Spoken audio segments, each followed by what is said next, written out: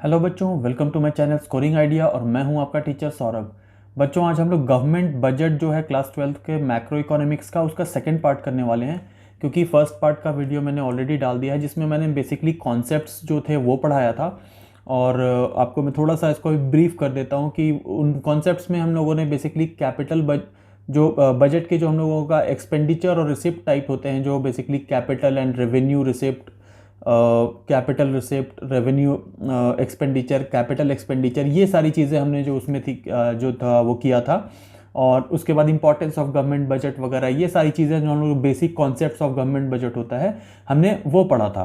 तो आज हम उसका सेकेंड पार्ट करने वाले हैं जिसमें बेसिकली जो बजट का बजट में जो इम्प्लीकेशंस होते हैं हमारे, जैसे उसमें जो डेफिसिट, सरप्लस या फिर बैलेंस्ड बजट, तीन टाइप का हमारा बजट जो होता है गवर्नमेंट का वो हो सकता है। तो उसी को आज हम यहाँ पे डिस्कस करने वाले हैं। जैसे हम लोग अगर बेसिक देखते हैं तो तीन टाइप की कंडीशंस हो सकती हैं बजट में। When the government prepares budget, तो उस बजट में तीन टाइप के सिचुएशंस जो होते हैं वो राइज हो सकते हैं। पहला होता है कि बजट जो होगा वो आपका सरप्लस होगा। दैट मीन्स कि जितना आपका एक्सपेंडिचर है उससे आपका ज़्यादा, आपके पास बजट ज़्यादा, आपके पास फंड्स ज़्यादा हों, तो वो आपके लिए सरप्लस बजट होगा।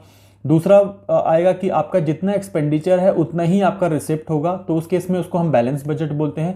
दैट मीन्स कि जितने आपके खर्च है उतना ही आपकी इनकम है, तो उस केस में आपका दोनों साइड बैलेंस्ड होगा। तो तीसरा वाला जो पार्ट आ जाता है बच्चों, वो हम लोग मेन देखते हैं जिसमें हम लोग डेफिसिट्स के बारे में पढ़ते हैं। डेफिसिट का मतलब क्या हो गया कि आपका एक्सपेंसेस ज़्यादा है और जो आपकी इनकम है या आपका जो बजट में प्रोविजन है वो कम है।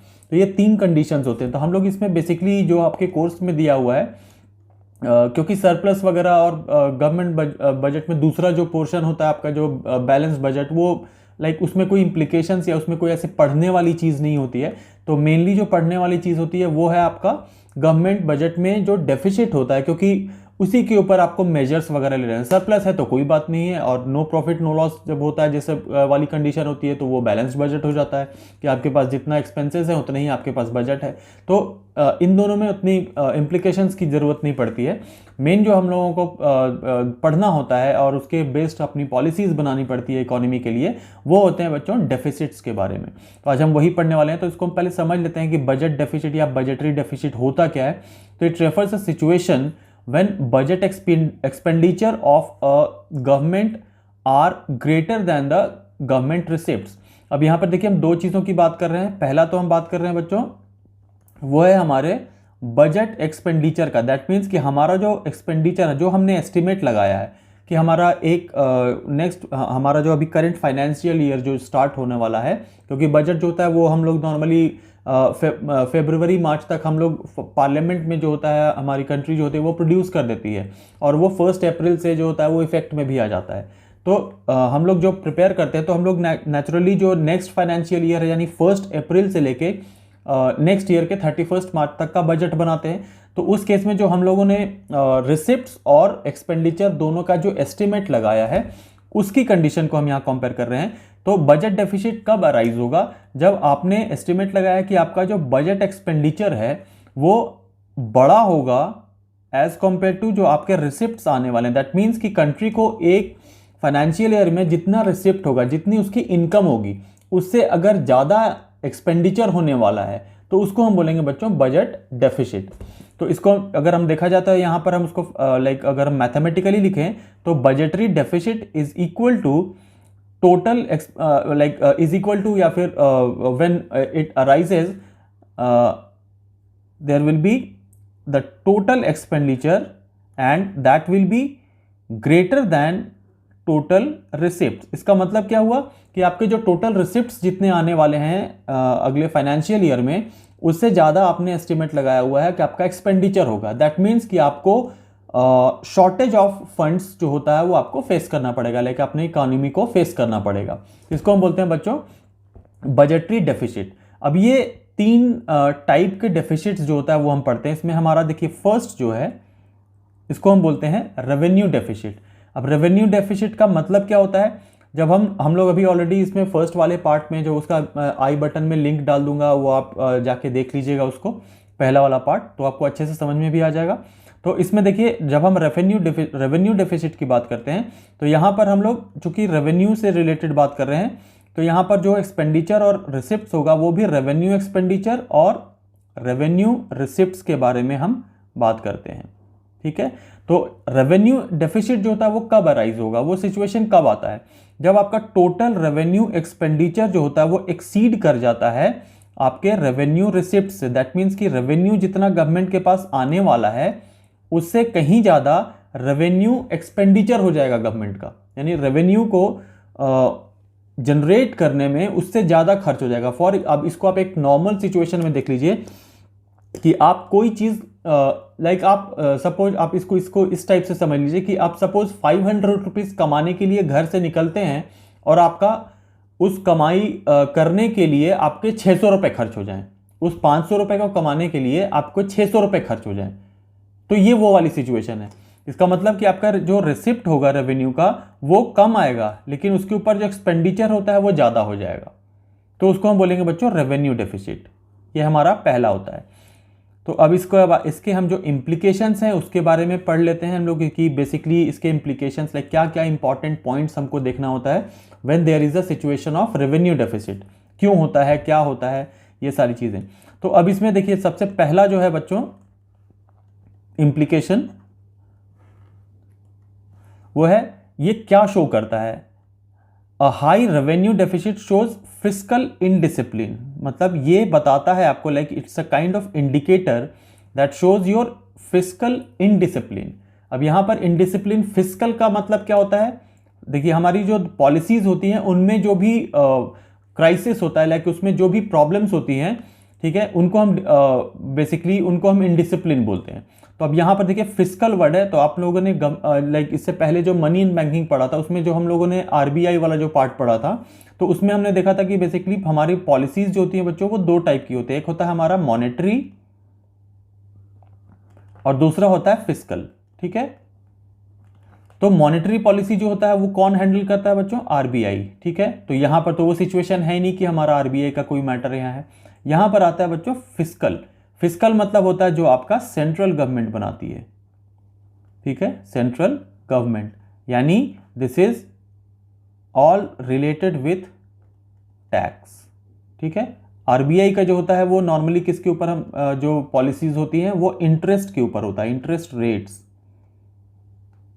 ठीक है, और जो हमारा फिस्कल पॉलिसी होता है उसमें हम लोग नॉर्मली सेंट्रल गवर्नमेंट जो टैक्सेस इंपोज करती है उसकी पॉलिसी बनती है कि एक साल में कितना टैक्स लगाना है, कितना टैक्स बढ़ाना है या कम करना है, किन चीज़ों पे टैक्सेस में रिबेट देना है, ये सारे जो पॉलिसीज में आते हैं उनको हम बोलते हैं fiscal policy.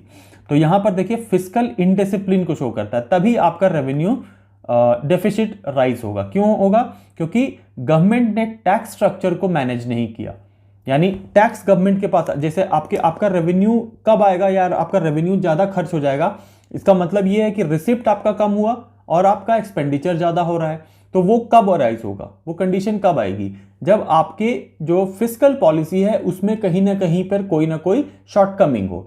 That means that will be related to taxes, या तो आपने जो एक्सपेंसेस करने हैं वो तो आप कर रहे हो, आप उसके लिए प्रोविजंस रख रहे हो, लेकिन आपने टैक्सेस को कलेक्ट करने का आपने प्रॉपर स्ट्रक्चर नहीं डेवलप किया हुआ है, या उसमें कहीं ना कहीं पे लूप होल्स हैं। तो उस केस में क्या होता है, अभी जैसे गवर्नमेंट ने अभी जो टैक्सेस के लिए क्या किया, जीएसटी वाला कर दिया। तो जीएसटी से क्या होता है, अब हर चीज़ जो होता है वो एकदम रियल टाइम बेसिस पे अपडेट होता है, आप कुछ भी टैक्स इधर से उधर नहीं कर सकते हो। इससे पहले क्या हुआ करता था, लोगों के कई कई साल तक सेल्स टैक्स जो था वो गवर्नमेंट के पास नहीं पहुंचा है, कई इनडायरेक्ट टैक्सेस होते थे वो गवर्नमेंट के पास नहीं पहुंचते थे, कैश में लाते थे लोग, कैश में बेच देते थे, तो गवर्नमेंट तक टैक्स नहीं पहुंच पाता था। तो अब जब ज़्यादा से ज़्यादा डिजिटाइजेशन होता जा रहा है, सॉफ्टवेयर के ऊपर आता जा रहा है, तो अब वो लाइक बहुत बड़ी जो आप उलट फेर होता है या उसमें मैनिपुलेशन जो होता है वो अब पॉसिबल नहीं हो रही है। ठीक है, तो उस केस में क्या होगा, अगर इस पॉलिसी वाइज देखा जाए तो इसमें हमारा कहीं ना कहीं पे रेवेन्यू डेफिसिट तभी अराइज होगा जब हमारी फिस्कल पॉलिसी में कहीं ना कहीं पे कोई ना कोई लूप होल्स हो या फिर हमारी इनडिसिप्लिन का केस होता है। तो ये हमारा फर्स्ट पार्ट हुआ इम्प्लीकेशन। सेकेंड इम्प्लीकेशन क्या होता है, ये और क्या रिफ्लेक्ट करता है, ये दूसरा रिफ्लेक्ट करता है बच्चों wasteful expenditure of the government. आपको पता है जो हमारे गवर्नमेंट में जो डिफरेंट पोजीशंस पे लोग होते हैं, एमएलएज होते हैं, एमपीज होते हैं, वो कई ऐसे वेस्टफुल एक्सपेंडिचर्स करते हैं जिसकी एक्चुअली रिक्वायरमेंट नहीं होती है। एडमिनिस्ट्रेशन के नाम पे। एक सिंपल सा एमएलए है, उसने अपने पीछे उसको इतना लंबा चौड़ा लाइक सिक्योरिटी दिया हुआ है जिसके ऊपर में गवर्नमेंट का एक बहुत ज़्यादा खर्च हो रहा है, अननेसेसरी यहाँ वहाँ अपने पर्सनल मोटिव्स के लिए वो अपने जो लाइक गवर्नमेंट के रिसोर्सेज होते हैं उसको खर्च कर रहे हैं, है ना। हर चीज़ का उनको उनको उनको प्रोविजंस जो दिए वो, उसके अलावा उससे बाहर जाके जो उनको फंड्स दिए जाते हैं डेवलपमेंट करने के लिए, उसको वो अपने जो लाइक कंफर्ट के लिए, अपने कन्वीनियंस के लिए, अपने लाइक आराम के लिए वो यूज़ कर रहे हो। तो उस केस में क्या होता है, गवर्नमेंट कई बार ऐसे एक्सपेंसेस करती है जिसकी रिक्वायरमेंट नहीं होती है। जैसे कि गवर्नमेंट अपना ऐड करने में लगा रही है पैसा, वो पैसा कहीं किसी डेवलपमेंट जो लाइक डेवलपमेंट प्रोजेक्ट जो होते हैं उनमें नहीं खर्च होके अननेसरी एड्स में खर्च हो रहा है। अननेसरी इनके जो टूर्स होते हैं, यहाँ वहाँ जा रहे हैं बिना मतलब का, रैलियाँ कर रहे हैं, कुछ कर रहे हैं, उन चीज़ों में खर्च हो रहा है। इलेक्शंस में पैसा बहाया जा रहा है। तो ये सब क्या होता है, ये गवर्नमेंट के एक्सपेंडिचर्स जो होते हैं वो कई बार आउट ऑफ कंट्रोल हो जाते हैं, जिसका जो मेन लूप होल होता है वो उसका एडमिनिस्ट्रेशन से रिलेटेड होता है कि किसी को पता ही नहीं है कि कितना खर्च हो रहा है, कहाँ हो रहा है, क्यों हो रहा है और इसकी एक्चुअली ज़रूरत थी या नहीं थी। तो ये सारी चीज़ें तो जो होती हैं वो आपको कहीं ना कहीं लास्ट में रेवेन्यू डेफिसिट में देखने को मिलेगा, क्योंकि आपने जो एक्सपेंडिचर रेवेन्यू को जनरेट करने में लगाना था, डेवलपमेंट में लगाना था, वो आपने वेस्ट कर दिया। तो आपके एक्सपेंडिचर तो हो गया, लेकिन उससे रेवेन्यू तो आएगा नहीं। अब रैलियां करोगे तो रैली से आपको वोट्स मिलेंगे, डेवलपमेंट नहीं होगा, उससे कोई रेवेन्यू नहीं आएगा, वो पैसा चला गया, वो कंज्यूम हो गया पैसा, लेकिन उसका आउटपुट क्या आया, जीरो। तो ये मेन प्रॉब्लम होती है आपके रेवेन्यू डेफिसिट की। थर्ड होता है बच्चों, इट इंप्लाइज गवर्नमेंट डिससेविंग। गवर्नमेंट को डिससेविंग जो होता है, इसका मतलब क्या है कि गवर्नमेंट जो है वो ज्यादा खर्च कर रही है, सेव नहीं कर रही है गवर्नमेंट। जैसे गवर्नमेंट, हम लोग एक अगर फैमिली इकोनॉमी में देखते हैं तो हर बंदा क्या करता है, जो भी उसकी इनकम होती है उसमें से छोटा सा ही हिस्सा या जितना वो कर सकता है उतना पार्ट जो होता है वो अलग निकाल के रख देता है। और जस्ट लाइक कि हाँ, मेरी सैलरी अगर 20,000 है तो हाँ भाई मुझे 16,000 में ही ख़त्म कर लेना है अपना सारा खर्च, ये 4,000 मुझे छूना ही नहीं है, that will go to savings, वो हम सेव कर रहे होते हैं। तो यहाँ पर गवर्नमेंट भी ऐसे ही अप्रोच के साथ नहीं चलती है जब, तो उस केस में क्या होता है, अननेसेसरी एक्सपेंसेस होते हैं, रेवेन्यू जनरेट नहीं हो रहा है, जॉब्स जनरेट नहीं हो रही है कि आपका जो इकोनॉमी है वो उसमें और इनफ्लो हो और मनी का सर्कुलेशन बढ़े। तो वो नहीं होने से क्या होता है, गवर्नमेंट डिससेविंग कर रही है। डिससेविंग मतलब गवर्नमेंट कोई भी सेविंग्स नहीं कर रही है, वो अननेसेसरी रिसोर्सेज जो होता है उसका मतलब मिसयूज कर रही है और लैक ऑफ यूटिलाइजेशन हो। उस केस में government is using up savings of other sectors of the economy to finance its consumption. That means government में जो डिसेविंग का जो एटीट्यूड तब देखने को मिलता है जब गवर्नमेंट जो है वो अदर जो सेक्टर्स ऑफ इकोनॉमी है उनसे पैसा निकाल के, जैसे कि हम लोग आपने बताया कि गवर्नमेंट बजट में हमने पहले वाले पार्ट में पढ़ा कि गवर्नमेंट जो होती है वो टोटल रेवेन्यू जो उनके पास आता है उसका डिफरेंट पोर्शन जो होते हैं, परसेंटेजेस जो होते हैं वो अलग अलग जो सेक्टर्स होते हैं उसमें खर्च कर रहे हैं। जैसे कि एजुकेशन में है तो चलो 3% दिया, डिफेंस में है तो चलो 5% दिया, ऐसे अलग अलग चीज़ों, हेल्थ में अलग है, सब में अलग अलग है, डेवलपमेंट के लिए अलग है, ट्रेनिंग के लिए अलग है, तो इसमें अलग अलग परसेंटेज होता है। तो उस केस में फिर जब गवर्नमेंट डिसेविंग वाले कंडीशन में होती है तब गवर्नमेंट को बेसिकली क्या करना होता है, फिर उनको दूसरे किसी जगह का बजट काट के आपको वहां अपने कंफर्ट में खर्च कर रही है, अपने फाइनेंस करना पड़ता है अपने कंजम्पशन को, तब जाके वो पूरा होता है उनका कंजम्पशन, क्योंकि वो मिसयूज कर रहे हैं। गवर्नमेंट जो है वो प्रॉपर एडमिनिस्ट्रेशन ऑफ फाइनेंस नहीं कर रही है, वो मिसयूज कर रही है, मिसयूटिलाइज कर रही है हर चीज को। तो उस केस में आपका ये एक बहुत बड़ा इंप्लीकेशन हो जाता है। अब हम आते हैं बच्चों अपने नेक्स्ट स्लाइड पर। अब सेकंड जो पार्ट होता है बच्चों, सेकंड जो हमारा डेफिसिट होता है वो क्या होता है, उसको हम बोलते हैं फिस्कल डेफिसिट। अब इसका मतलब क्या होता है, when the total expenditure exceeds total receipt excluding borrowings. अब यहां देखिए टोटल एक्सपेंडिचर जो होता है वो आपके टोटल रिसिप्ट से ज्यादा हो जाए, लेकिन यहां पर एक्सक्लूड कर देते हैं हम बोरोइंग्स को, बोरोइंग को इसमें इंक्लूड नहीं किया जाता है। तो अगर हम इसका यहां पर देखें तो ये क्या हो गया, इसको हम मैथमेटिकली बोलेंगे when the total expenditure is greater than total receipts excluding borrowings. ठीक है, अब इसके इम्प्लीकेशंस क्या होंगे, लाइक कब जाके फिस्कल डेफिसिट जो होता है वो जनरेट होगा। तो इसका पहला है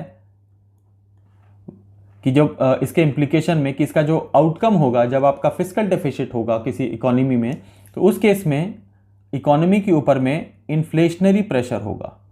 इन्फ्लेशनरी प्रेशर का मतलब सिंपल वे में हम क्या बोल सकते हैं, आपका हर चीज महंगा होना शुरू हो जाएगा, महंगाई जिसको हम बोलते हैं, इन्फ्लेशनरी प्रेशर आना शुरू हो जाएगा, एक गैप हो जाएगा, यानी जितना आपका जो एग्रीगेट डिमांड होता है वो बहुत बढ़ना शुरू हो जाता है।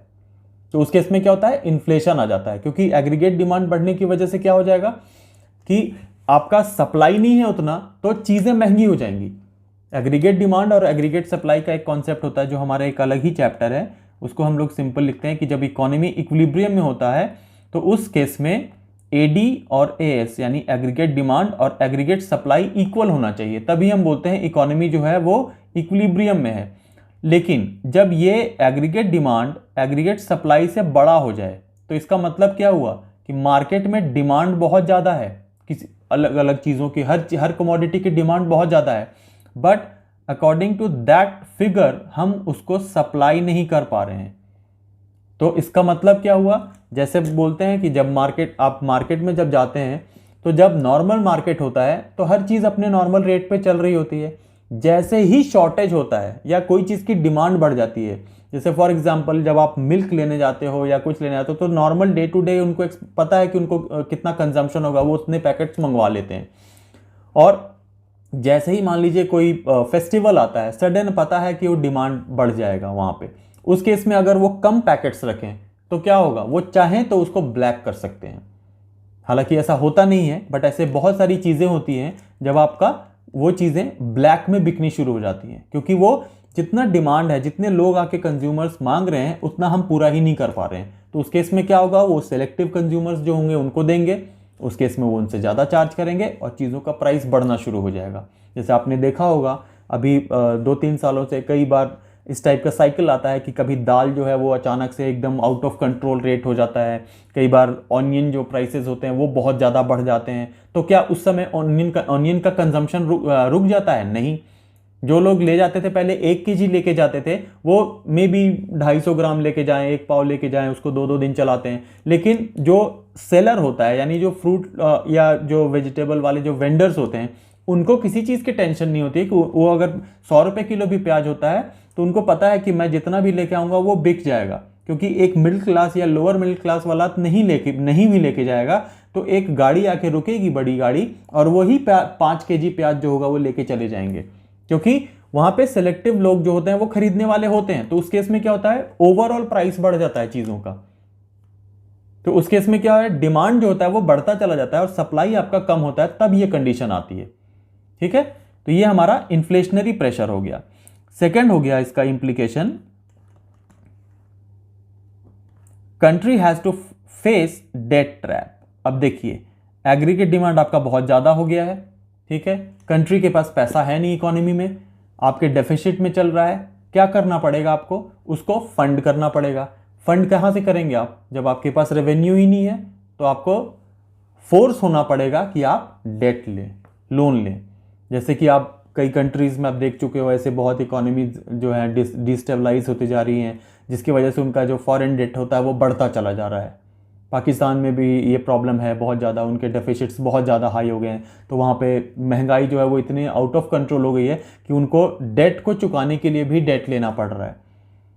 तो ये कई बार आपके जो पॉलिसीज़ होती हैं वो रॉन्ग होने की वजह से ये होता है कि आप अननेसरी चीज़ों पे ज़्यादा खर्च कर रहे हो। और आप ये चीज़ सिर्फ कंट्रीज़ के साथ नहीं है, आप अगर अपनी इकोनॉमी में, हाउस होल्ड इकोनॉमी में भी इसको अप्लाई करोगे तो ये इक्वली अप्लाई होता है। अगर आपकी सैलरी जो है वो फिक्स्ड है, ठीक है, आप उससे ज़्यादा खर्च करने लग जाओगे तो क्या होगा, आपको लोन लेना पड़ेगा, लोन को आप चुका नहीं पाने लग जाओगे तो आपको फिर लोन लेना पड़ेगा, आपको और क्रेडिट लेना पड़ेगा जगह जगह से। तो उस केस में क्या होता है, आप डेट ट्रैप में फंस जाते हैं। तो वही डेट ट्रैप जो होता है ये इकोनॉमी पर भी आ जाता है।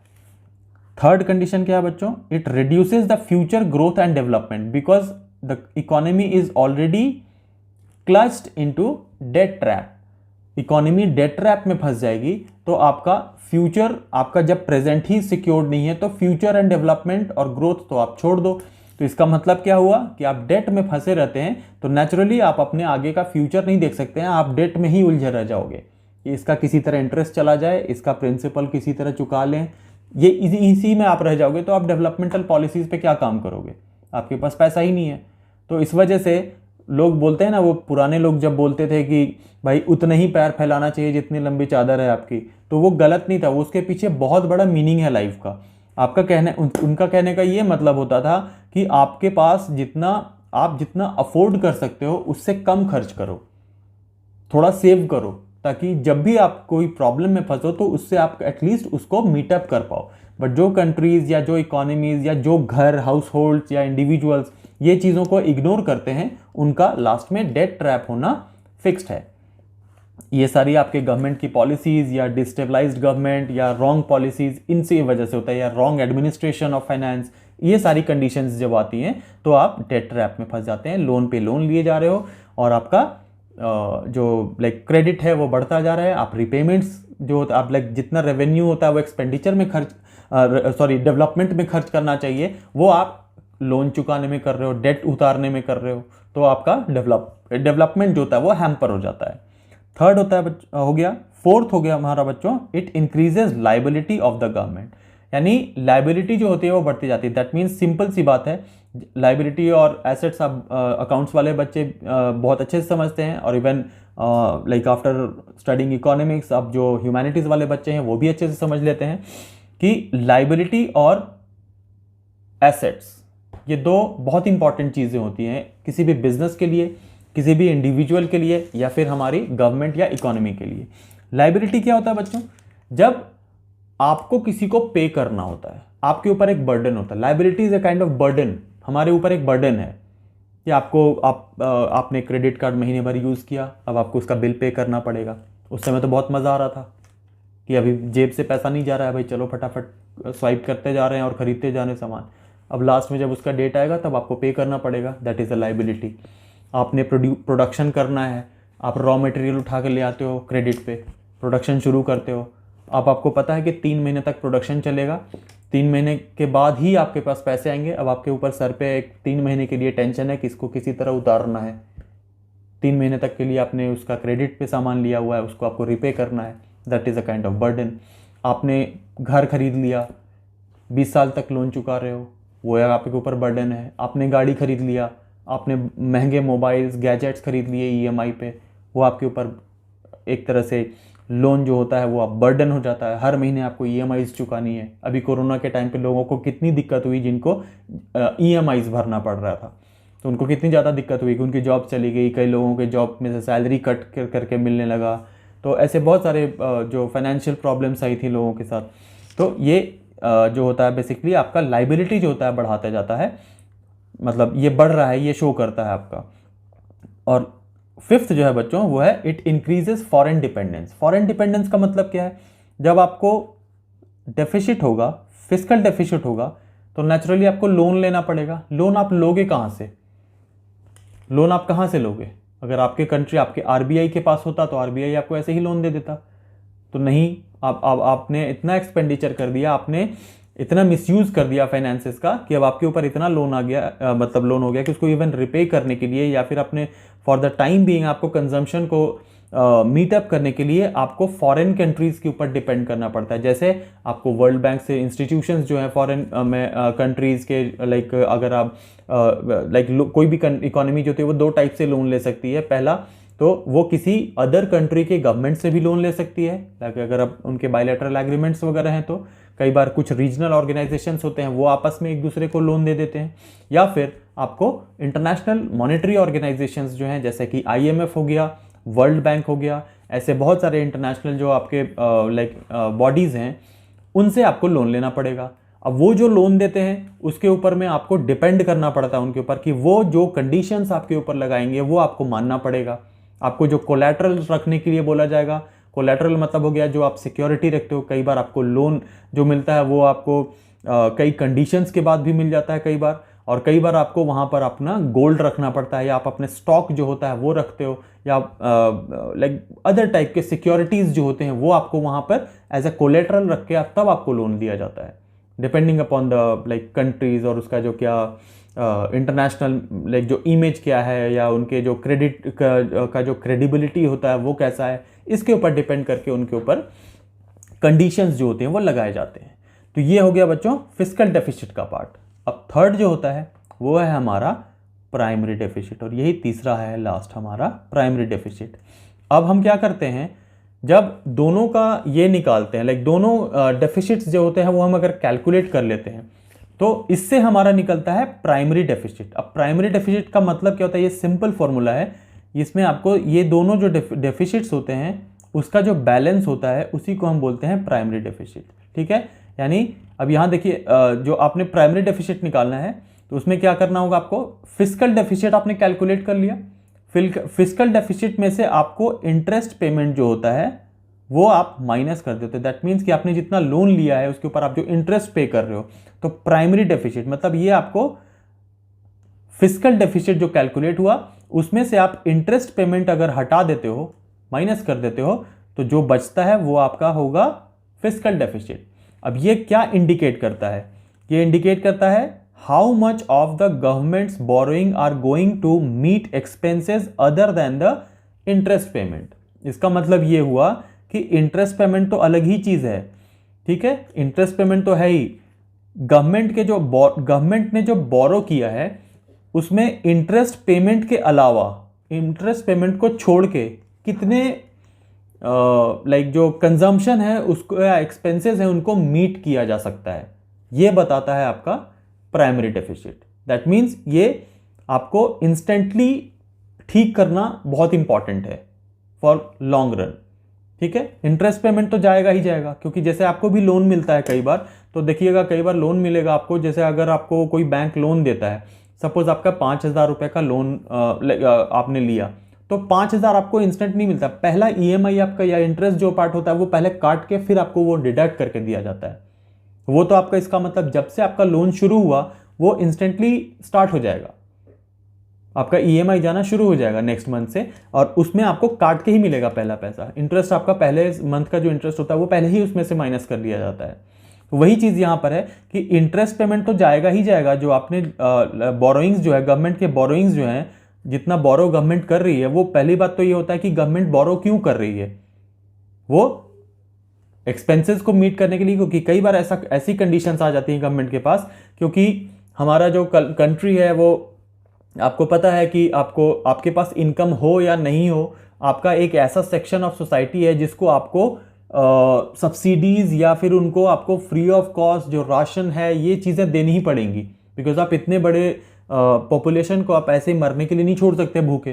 तो कई ऐसे एक्सपेंसेस है गवर्नमेंट के जो आपके पास, जिसको हम बोलते हैं ना लाइक ऑटोनोमस एक्सपेंसेस। ऑटोनोमस का मतलब क्या है कि आपकी इनकम हो या नहीं हो वो आपको खर्च करना ही पड़ेगा। जैसे कि फॉर एग्जाम्पल हमारे लिए जो बेसिक नीड होती है वो हमारा ऑटोनोमस कंजम्पशन होता है। ऑटोनोमस कंजम्पशन मतलब अगर आपके पास किसी पर्सन के पास इनकम बिल्कुल भी नहीं है, जीरो इनकम है, तो क्या वो कंजम्पशन नहीं करेगा? लाइक आपको अपने लाइफ के लिए कंज्यूम तो करना पड़ेगा, चाहे आप मांग के करो, आप लोन लेके करो, आप किसी से क्रेडिट लेके करो, आप बोरो करके करो, खाना तो खाना पड़ेगा आपको, कपड़े तो पहनने पड़ेंगे। तो ये जो बेसिक आपको नीड होती है वो तो आपको करना पड़ेगा। Even if your like there is consumption, even if your income is zero, आपके पास कोई इनकम नहीं है फिर भी आपके पास कंजम्पशन है, बेसिक कंजम्पशन।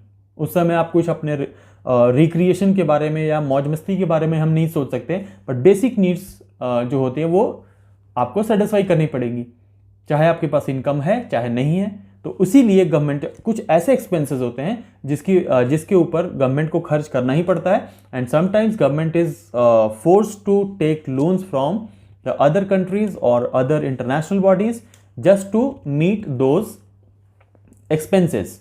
तो यहाँ प्राइमरी डेफिसिट जो होता है वो ये दिखाता है कि अगर कंट्री बोरो कर रही है तो उससे इंटरेस्ट पे करने के अलावा क्या क्या खर्च पूरा किया जा सकता है, ये बताता है कि आपका जो लोन आप ले रहे हो वो किसी लाइक आपके जो इकोनॉमी है उसको कितना सर्व कर पाएगा, कितना आपको लाइक जो बोलते हैं ना लाइक ट्रैक पे ला पाएगा लोन लेना। तो ये 3 तरह के जो डेफिसिट्स होते हैं बच्चों, वो स्टडी करना बहुत इंपॉर्टेंट होता है किसी कंट्री में और इकोनॉमिक्स लाइक इकोनॉमी में। अगर आप इन चीज़ों को इग्नोर करते हो तो आपकी जो इकोनॉमी होती है वो या फिर आपकी कंट्री जो है वो एक फेल्ड स्टेट में कन्वर्ट हो जाएगा और आपको पता भी नहीं चलेगा। इसलिए फिस्कल पॉलिसीज़ जो होती हैं वो बहुत इंपॉर्टेंट होती हैं। फिस्कल पॉलिसी, मॉनेटरी पॉलिसी, जो कि टाइम टू टाइम हर बजट से पहले रिव्यू किया जाता है, सो दैट कि आप अपने डेफिसिट्स को समझ सको। आपके जो एक्सपेंसेस, उसके हिसाब से जो आपको चेंजेस करने हैं, जैसे कि आपको एक्सपेंसेस काटने हैं या आपको टैक्स को बढ़ाना है, कम करना है, इन्फ्लेशन बढ़ाना है, कम करना है, ये सारी चीज़ें जो होती हैं वो आप इन डेफिसिट्स को स्टडी करने के बाद ही अपने पॉलिसी में चेंजेस कर सकते हैं। तो ये था बच्चों हमारा गवर्नमेंट बजट। और अब इसका जो हम 3rd वीडियो बनाएंगे उसमें हम सारा उसका न्यूमेरिकल पार्ट करेंगे और बहुत इजी है, इसमें कोई बहुत ज़्यादा टेंशन वाली चीज़ नहीं है। आप इसको कॉन्सेप्ट्स को ढंग से पढ़िए, समझिए, वीडियो को बार बार देखिए, आपको सारी चीज़ें आराम से समझ में आ जाएंगी और प्रैक्टिस करते रहिए। और अगर बच्चों आपको वीडियो अच्छा लगा और सारे कॉन्सेप्ट्स आपको ढंग से समझ में आ गए और अगर कुछ नहीं भी समझ में आया तो आप इसको कमेंट बॉक्स में नीचे लिखिए, मैं उसको आंसर करूँगा। लेट से ही करूँगा लेकिन मैं ज़रूर करूँगा, क्योंकि जो भी लाइक आपको प्रॉब्लम होगी, मैं सबके लाइक अगर बहुत ज़्यादा अलग अलग जो टाइप के अगर आपके प्रॉब्लम्स होंगी तो मे बी मैं उसके ऊपर भी सेपरेट वीडियोस बना दिया करूँगा। आप बेफिक्र हो कि अपने कमेंट बॉक्स में जाके अपने कमेंट्स लिखिए जो भी प्रॉब्लम्स होती है। तो अगर आपको बच्चों वीडियो अच्छा लगा, आपको सारे कॉन्सेप्ट समझ में आ गए, तो वीडियो को लाइक कीजिए, ज़्यादा से ज़्यादा लोगों तो शेयर कीजिए और बच्चों चैनल को सब्सक्राइब करके नोटिफिकेशन बेल जो होता है उसको ऑन कर दीजिए, ऑल करके, ताकि आपको जब भी मैं वीडियो डालूँ आपको इंस्टेंटली नोटिफिकेशन जो होती है वो मिल जाए। तो बच्चों आज के लिए हमारा इतना ही है, फिर हम मिलते हैं एक नई वीडियो के साथ। Thank you so much.